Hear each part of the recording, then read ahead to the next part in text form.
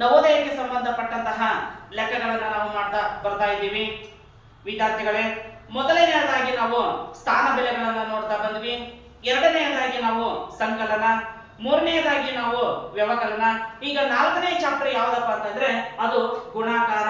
English ನಲ್ಲಿ ಏನಂತ ಕರಿತೀವಿ ನಾವು ಮಲ್ಟಿಪ್ಲಿಕೇಶನ್ ಅಂತ ಕರಿತೀವಿ. ಹಾಗಾದ್ರೆ ಈ ಮಲ್ಟಿಪ್ಲಿಕೇಶನ್ ಅನ್ನ ನಾವು ಯಾವ ರೀತಿ ಲೆಕ್ಕಗಳನ್ನ ಕೊಟ್ಟಿರ್ತಾರೆ, ನಾವು ಯಾವ ರೀತಿಯಾಗಿ ಅದನ್ನ ಸಾಲ್ವ್ ಮಾಡಬೇಕು ಅನ್ನೋದನ್ನ ನಾವು ಕಲಿತಾ ಹೋಗೋಣ ವಿದ್ಯಾರ್ಥಿಗಳೇ. ನೋಡ್ರಿ, ಗುಣಾಕಾರ ಎಂದರೆ ಏನು ಅಂತ ಕೇಳ್ತಾರೆ. ಹೌದಾ? ಗುಣಾಕಾರ ಎಂದರೆ ನಮಗೆ ಅರ್ಥ ಆಗ್ಬೇಕು. ಪುನರಾವರ್ತಿತ ಏನು? ಪುನರಾವರ್ತಿತ ಸಂಕಲನದ ಸಂಕ್ಷಿಪ್ತ ರೂಪವೇ ಗುಣಾಕಾರ ಅಂತ ಕರಿತೀವಿ. ಸರ್ ನಮಗೆ ಇನ್ನೂ ಅರ್ಥ ಆಗಿಲ್ಲ ಅನ್ನೋರು ನೋಡ್ರಿ, for example 5 plus 5 plus 5 plus 5 ಅಂತ ಇದೆ. ಹೌದಾ? ನೋಡ್ರಿ, ಅಂದ್ರೆ ಪುನರಾವರ್ತಿತ ಸಂಖ್ಯೆಗಳು ಬರ್ತಾವ. ಅಂದ್ರೆ 5 ಆದ ನಂತರ 5 ಬಂದೈತಿ, 5 ಆದ ನಂತರ 5 ಬಂದೈತಿ, 5 ಆದ ನಂತರ 5 ಬಂದೈತಿ. ಅಂದ್ರೆ ಪುನರಾವರ್ತಿತ ಸಂಕಲನದ ಸಂಕ್ಷಿಪ್ತ ರೂಪವೇ ಗುಣಾಕಾರ ಅಂತ ಕರಿತೀವಿ. ಅಂದ್ರೆ ಎಷ್ಟು ಸಾರಿ ಪುನರಾವರ್ತನೆ ಆಗಿದ್ದು? 4 ಬಾರಿ. ಹೌದಾ? ಎಷ್ಟು 4 ಬಾರಿ ಅಂತ ಏನ್ ಮಾಡ್ತೀವಿ? 5 × 4 ಅಂದ್ರ 5 4 20. ಹೌದಾ? ಈ ರೀತಿಯಾಗಿ ಏನಂತಂದ್ರೆ ಗುಣಾಕಾರವನ್ನ ನಾವು ಅರ್ಥ ಮಾಡಿಕೊಳ್ಳೋದು. ಹೌದಾ? ನೋಡ್ರಿ, ಇನ್ನೊಂದ್ಸರಿ ಹೇಳ್ತೀನಿ. ಪುನರಾವರ್ತಿತ ಸಂಕಲನದ ಸಂಕ್ಷಿಪ್ತ ರೂಪವೇ ಗುಣಾಕಾರ ಅಂತ ಕರಿತೀವಿ. ಹೌದಾ? ಈ ರೀತಿಯಾಗಿ ನಾವು ಗುಣಾಕಾರವನ್ನು ನಾವು ಅರ್ಥೈಸಿಕೊಳ್ಳುತ್ತಾ ಹೋಗುತ್ತೇವೆ. ಹಾಗಾದ್ರೆ ನೋಡೋಣ, ಗುಣಾಕಾರ ಲೆಕ್ಕವನ್ನ ಯಾವ ರೀತಿ ಮಾಡಬೇಕು ಅನ್ನೋದನ್ನ ನಾವು ನೋಡ್ತಾ ಹೋಗೋಣ. ನೋಡ್ರಿ, ಒಂದಂಕಿಯ ಗುಣಾಕಾರವನ್ನ ಕೇಳಿದಾಗ ನಾವು ಯಾವ ರೀತಿ ಮಾಡಬೇಕು ಅನ್ನೋದನ್ನ ನಾನು ಹೇಳ್ತಾ ಹೋಗ್ತೀನಿ. ನೋಡ್ರಿ, ಗುಣಾಕಾರ ಲೆಕ್ಕವನ್ನ ಅಡ್ಡ ಸಾಲಿನಲ್ಲೇ ಮಾಡಿಬಿಡೋಣ. ಯಾಕಂದ್ರೆ ನಮ್ಮ ಪರೀಕ್ಷೆಯಲ್ಲಿ ಏನಂತಂದ್ರೆ ನಮಗೆ ಟೈಮ್ ಸೇವ್ ಆಗ್ಬೇಕಂತಂದ್ರೆ ನಾವು ಅಡ್ಡ ಸಾಲಿನಲ್ಲೇ ಲೆಕ್ಕವನ್ನ ಮಾಡ್ತಾ ಹೋಗ್ಬಿಡೋಣ. ಅಂದ್ರೆ ನಮಗೆ ಟೈಮ್ ಸೇವ್ ಆಗುತ್ತೆ. ನೋಡ್ರಿ, ಈಗ 4 0 ಎಷ್ಟಪ್ಪ? 0. ಹೌದಾ? 4 7 8 8ಕ್ಕೆ 8 4 6 24 24ಕ್ಕೆ 4 4 5 22 22ಕ್ಕೆ 2 4 4 16 18ಕ್ಕೆ 18.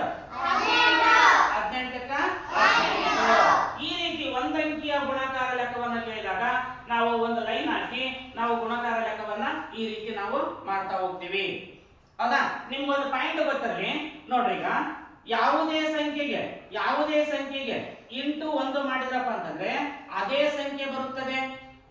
ಈಗ ನೋಡ್ರಿ, 5 × 1 5, 12 × 1 12. ಅಂದ್ರೆ ಯಾವುದೇ ಸಂಖ್ಯೆಗೆ 1 ಗುಣಿಸಿದಾಗ ಅದೇ ಸಂಖ್ಯೆ ಅಥವಾ ಅದೇ ಅಂಕಿ ಬರುತ್ತದೆ.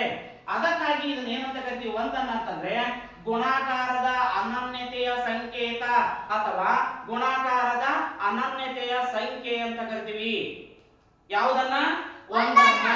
ನೋಡ್ರಿ, ಈ ಪಾಯಿಂಟ್ ನೀವು ಮರಿಬಾರ್ದು. ಓಕೆನಾ? ಇನ್ನೊಂದು ಪಾಯಿಂಟ್ ಇದೆ ನೋಡ್ರಿ, ಯಾವುದೇ ಸಂಖ್ಯೆಗೆ, ಹೌದಾ, ಯಾವುದೇ ಸಂಖ್ಯೆಗೆ 0 ಗುಣಿಸಿದಾಗ ಬರುವಂತ ಉತ್ತರ ಏನಾಗಿರ್ತದೆ? 0.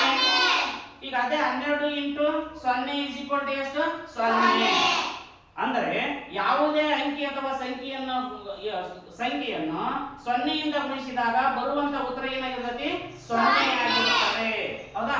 ಇದೊಂದು ಪಾಯಿಂಟ್ ನಮಗೆ ಗೊತ್ತಿರಬೇಕು ಗುಣಾಕಾರ ಲೆಕ್ಕವನ್ನ ಮಾಡಬೇಕಾದಾಗ.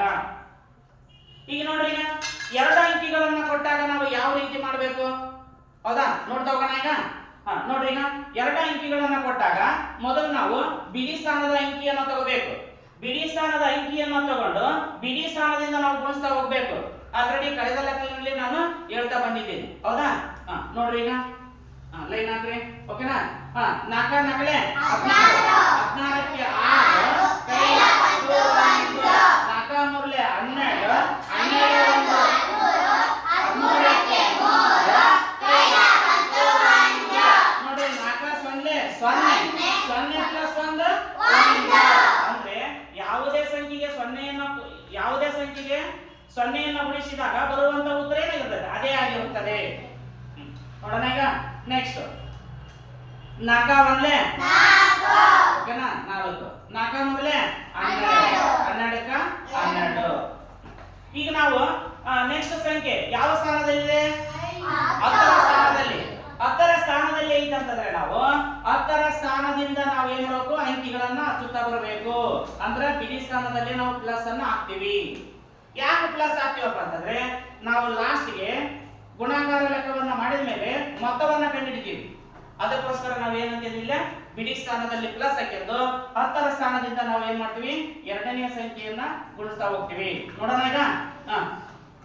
5 4 20ಕ್ಕೆ 0 4 ಎಷ್ಟು? 5 3 15 15 2 17ಕ್ಕೆ 7 5 0 0 ಪ್ಲಸ್ 1 1.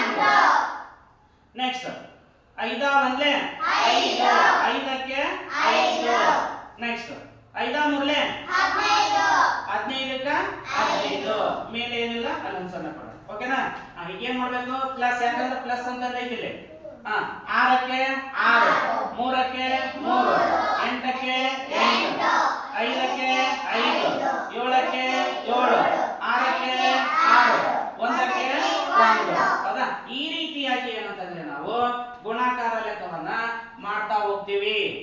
ಯಾರಿಗೆ ಈ ರೀತಿಯಾಗಿ ಸಂಪೂರ್ಣವಾಗಿ ಗುಣಾಕಾರ ಲೆಕ್ಕ ಮಾಡಕ್ಕೆ ಬರುತ್ತೋ, ಹೌದಾ, ಪರೀಕ್ಷೆಯಲ್ಲಿ 100% ನಾವು ಗುಣಾಕಾರ ಲೆಕ್ಕವನ್ನ ಯಾವುದೇ ತಪ್ಪಿಲ್ಲದೆ ನಾವು ಲೆಕ್ಕಗಳನ್ನ ಮಾಡ್ತಾ ಹೋಗ್ತೀವಿ. ಹೌದಾ? ಇದ್ರ ಮೇಲೆ ಸಾಕಷ್ಟು ಎಕ್ಸಾಂಪಲ್ಗಳನ್ನ ನಾವು ಕಲಿತಾ ಹೋಗೋಣ. ಹೌದಾ? ಯಾರಿಗೆಲ್ಲ ನವೋದಯ ಪರೀಕ್ಷೆಯನ್ನು ಬರೆಯಲು ಇಚ್ಛಿಸಿದಿರಿ, ಯಾರಿಗೆಲ್ಲ ನವೋದಯ ಶಾಲೆಯಲ್ಲಿ ಓದ್ಬೇಕಂತ ಅನ್ಕೊಂಡಿದ್ದೀರಿ, ಪ್ರತಿದಿನ ಏನಂತಂದ್ರೆ ಇಂತಹ ಲೆಕ್ಕಗಳನ್ನ ಪ್ರಾಕ್ಟೀಸ್ ಮಾಡ್ತಾ ಹೋಗ್ಬೇಕು. ಡೈಲಿ ಅಂತ ಇಲ್ಲಂದ್ರೂ ಕೂಡ 2 ರಿಂದ 3 ತಾಸು ನೀವು ನವೋದಯ ಪರೀಕ್ಷೆಗೆ ಏನ್ ಮಾಡ್ಬೇಕು? ನೀವು ಪ್ರಾಕ್ಟೀಸ್ ಮಾಡ್ತಾ ಹೋಗ್ಬೇಕು. ಓಕೆನಾ? ನೀವು ಪ್ರಾಕ್ಟೀಸ್ ಮಾಡ್ಲಿಲ್ಲಪ್ಪ ಅಂತಂದ್ರೆ ಪ್ರತಿದಿನ ನನ್ನ ವಿಡಿಯೋಗಳು ಬರ್ತಾವೋ, ವಿಡಿಯೋಗಳನ್ನ ನೀವು ನೋಡಿದ್ದೇ ಅಂತಂದ್ರೆ ಪರೀಕ್ಷೆಯಲ್ಲಿ 100% ನೀವು ಏನಂತಂದ್ರೆ ಸಕ್ಸಸ್ ಕಂಡೇ ಕಾಣ್ತೀರಿ. ಹೌದಾ? ಎಲ್ಲರೂ ಏನಂತಂದ್ರೆ ಇದ್ರ ಮೇಲೆ ಒಂದಿಷ್ಟು ಪ್ರಾಬ್ಲಮ್ ಗಳನ್ನ ನಾವು ಮುಂದೆ ಮಾಡ್ತಾ ಹೋಗೋಣ. ಇದನ್ನ ಪರ್ಫೆಕ್ಟ್ ಆಗಿ ನಾವು ಕಲಿತಾ ಹೋಗೋಣ. ಓಕೆನಾ? ಇವೆರಡು ಲೆಕ್ಕ ಹಚ್ಕೊಳ್ರಿ. ಮತ್ತೆ ಮುಂದಿನ ಲೆಕ್ಕದಲ್ಲಿ ಮತ್ತೆ ಭೇಟಿ ಆಗೋಣ. ಓಕೆನಾ? Good luck.